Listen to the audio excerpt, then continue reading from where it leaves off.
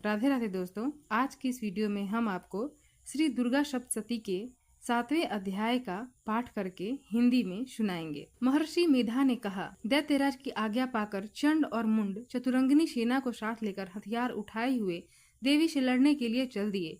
हिमालय पर्वत पर पहुंचकर उन्होंने मुस्कुराती हुई देवी जो सिंह पर बैठी हुई थी देखा।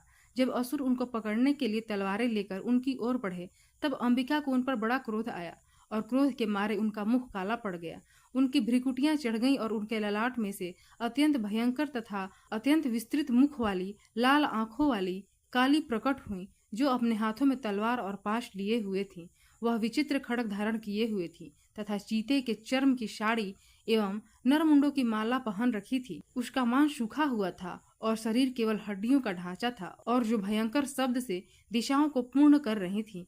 वह असुर सेना पर टूट पड़ी और दैत्यों का भक्षण करने लगी। वह पार्श्व रक्षकों, अंकुशधारी महावतों, हाथियों पर सवार योद्धाओं और घंटा सहित हाथियों को एक हाथ से पकड़ पकड़ कर अपने मुंह में डाल रही थी। इसी प्रकार वह घोड़ों, रथों, सारथियों व रथों में बैठे हुए सैनिकों को मुंह में डालकर भयानक रूप से चबा रही थी। किसी के केस पकड़कर, किसी को पैरों से दबाकर और किसी दैत्य को छाती से मसल कर मार रही थी। वह दैत्य के छोड़े हुए बड़े बड़े अस्त्र शस्त्रों को मुंह में पकड़कर और क्रोध में भरकर उनको दांतों में पीस रही। उसने कई बड़े बड़े असुर भक्षण कर डाले, कितनों को रौंद डाला और कितनी उसकी मार के मारे भाग गए, कितनों को अपने दांतों से समाप्त कर दिया। और इस प्रकार से देवी ने क्षण भर में संपूर्ण दैत्य सेना को नष्ट कर दिया। यह देख महापराक्रमी चंड काली देवी की ओर दौड़ा और मुंड ने भी देवी पर अपने भयानक बाणों की वर्षा आरंभ कर दी और अपने हजारों चक्र उस पर छोड़े।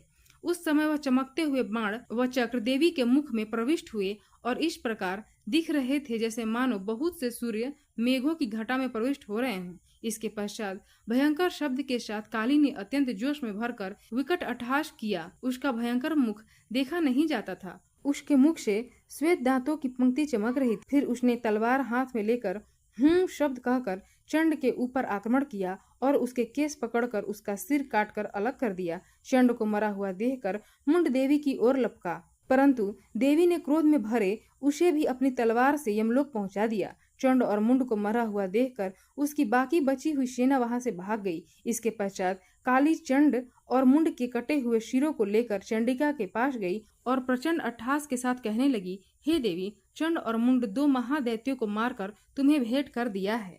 अब शुंभ और निशुंभ का तुमको स्वयं वध करना है। महर्षि मेधा ने कहा, वहां लाए हुए चंड और मुंड के शिरों को देखकर कल्याणकाई चंडी ने काली से मधुर वाणी में कहा, देवी, तुम चूंकि चंड और मुंड को मेरे पास लेकर आई हो, अतः संसार में चामुंडा के नाम से तुम्हारी ख्याति होगी। प्रेम से बोलिए दुर्गा मैया की जय।